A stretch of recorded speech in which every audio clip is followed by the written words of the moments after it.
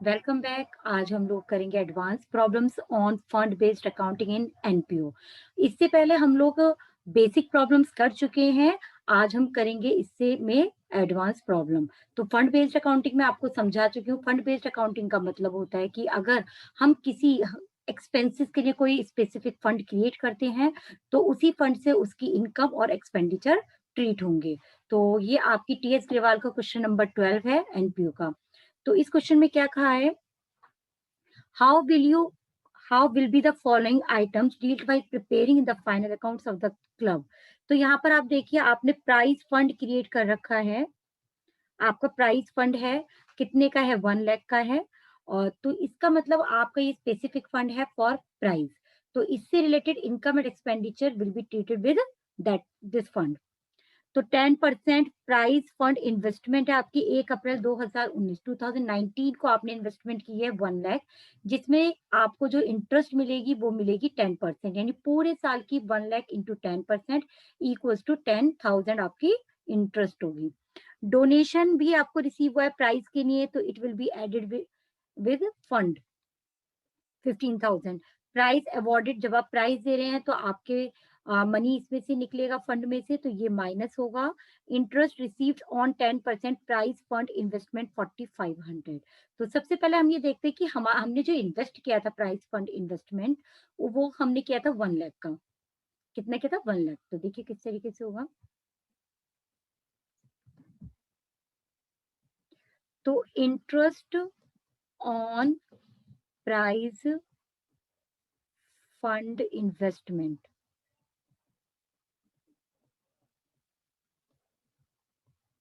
Equals to होगी आपकी 1 लाख पर 10%, दैट इज ₹10,000। ओके। अब आपको मगर इसमें क्या कहा है कि आपको 4,500 इंटरेस्ट मिल गई है।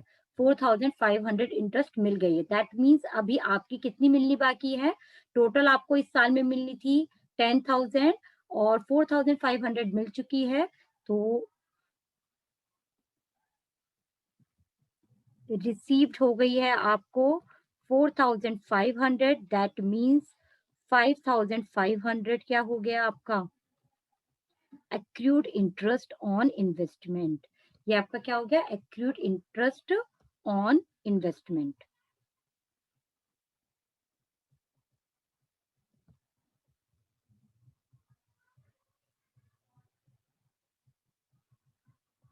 तो हम देखते हैं कि इन सभी एंट्रीज का हम किस तरीके से ट्रीटमेंट करेंगे इन एक्सट्रैक्ट ऑफ बैलेंस शीट, क्योंकि हम एक पर्टिकुलर अमाउंट, एक पर्टिकुलर आइटम को शो कर रहे हैं, तो इसीलिए हम क्या वर्ड यूज करते हैं, एक्सट्रैक्ट ऑफ बैलेंस शीट। तो extract of balance sheet as on 31st March 2020। यहां पर आपका आता है लाइबिलिटीज,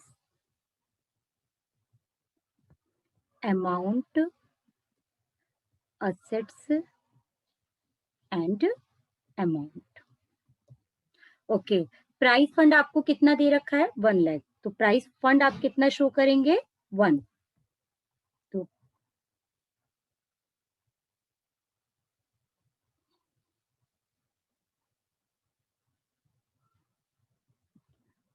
प्राइस फंड आपको दे रखा है 1 लाख। 1 लाख दे रखा है। 10% प्राइस फंड इन्वेस्टमेंट, इन्वेस्टमेंट क्या होती है, असेट होती है, तो वो आप किधर शो करेंगे, असेट साइड। तो 10% प्राइस फंड इन्वेस्टमेंट।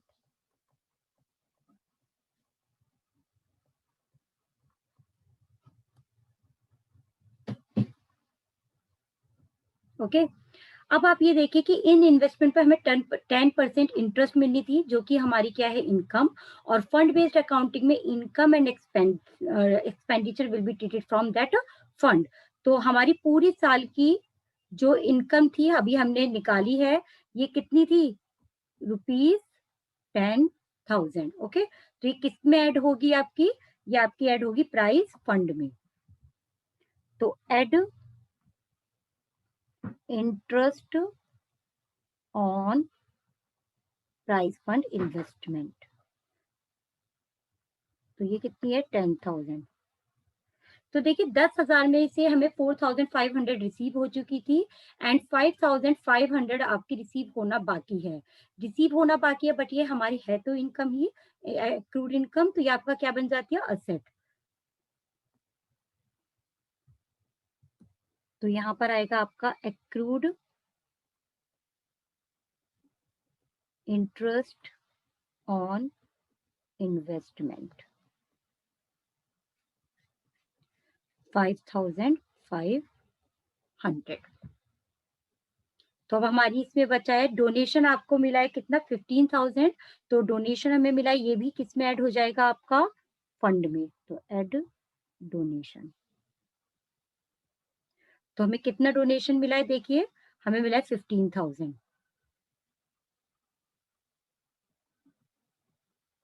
तो ये आपका टोटल आपका हो गया 1,25,000 का आपका फंड ये बन चुका है, जिसमें से आपने कितना खर्च किया देखिए, आपने price awarded during the year 17,500, तो माइनस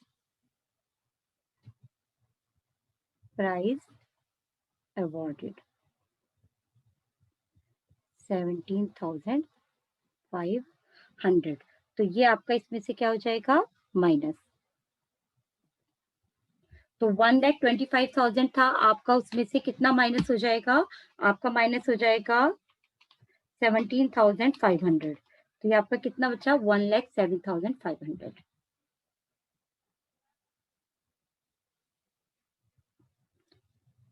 तो ये आपका एक एडवांस प्रॉब्लम थी related to fund based accounting.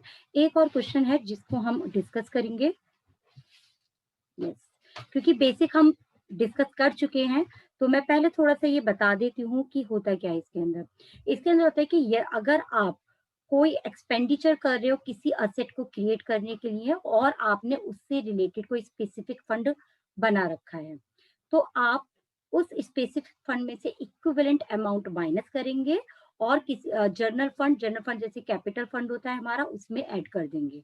तो इसको समझते हैं, फिर भी स्टिल केस 1 से हम स्टार्ट करते हैं, बाकी मैं उसके साथ ही इलैबोरेट करती जाऊंगी आपको।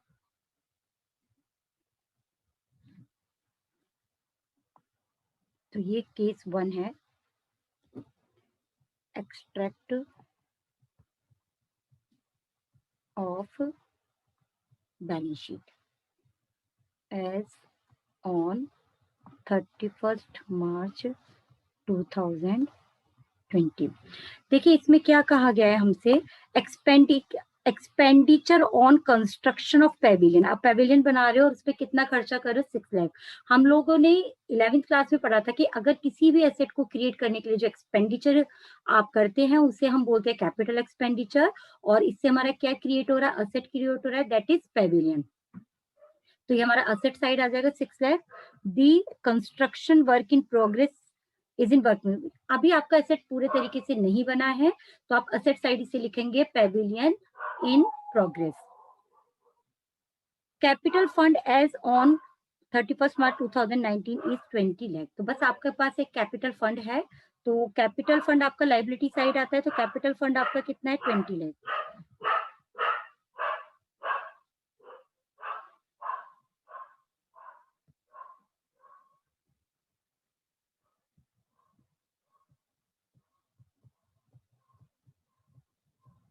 तो आपका कैपिटल फंड क्या है 20 लाख। यहाँ आपकी लाइबिलिटीज हो गई, यहाँ आपकी अमाउंट आ जाएगी असेट्स एंड। तो जो आप पेविलियन बना रहे थे जिसके लिए आप एक्सपेंडिचर कर रहे थे कितने का 6 लाख का, तो उससे क्या क्रिएट हो रहा है आपका असेट क्रिएट हो रहा है, बट अभी वो पूरे तरीके से नहीं बना है, इसलिए हम उसे कहेंगे पेविलियन इन प्रोग्रेस।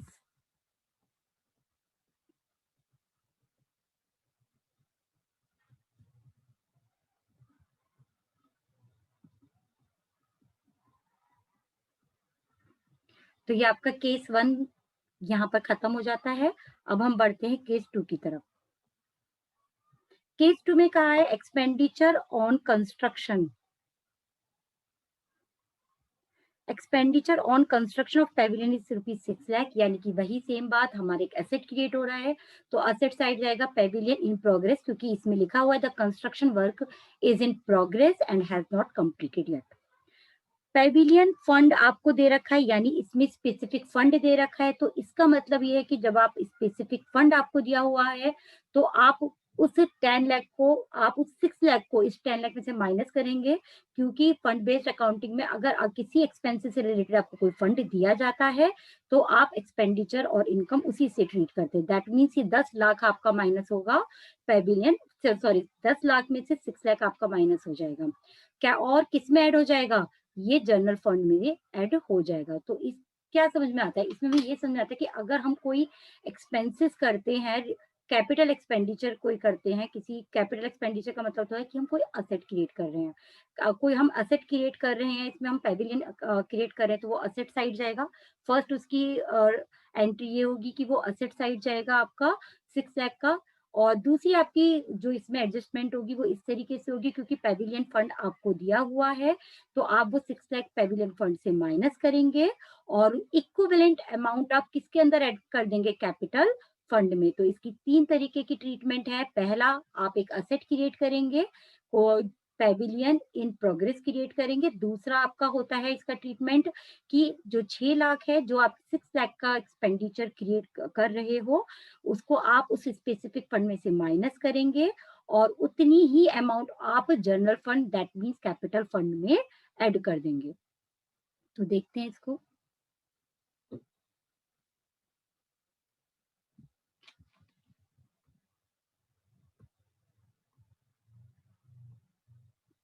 तो हमारा ये केस 2 है, एक्सट्रैक्ट ऑफ बैलेंस शीट।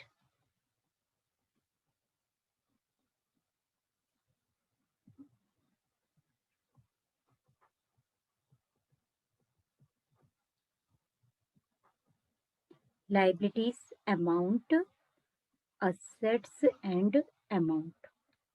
तो हमने जो पेविलियन बनाया वो कितने का था? 6 लाख का। तो पेविलियन, क्योंकि अभी वो पूरा नहीं बना है, तो पेविलियन इन प्रोग्रेस 6 लाख का। और हमारा इसके अंदर 2 फंड गिवन है। कैपिटल फंड है 20 एंड स्पेसिफिक फंड यानी कि पेविलियन फंड। तो कैपिटल फंड है आपका 20 लाख और एक आपका है पेविलियन फंड 10 लाख। तो ये आपने जो 6 लाख का वो एक्सपेंडिचर कर रहे हो, जिसके लिए ऑलरेडी एक फंड क्रिएटेड है, तो वो एक्सपेंडिचर आपका माइनस होगा इससे। तो इसे हम ट्रांसफर कर देंगे टू कैपिटल फंड। 6 लाख आपने यहाँ से माइनस किए और कहाँ ऐड हो जाएंगे? आपके कैपिटल फंड में। Transfer from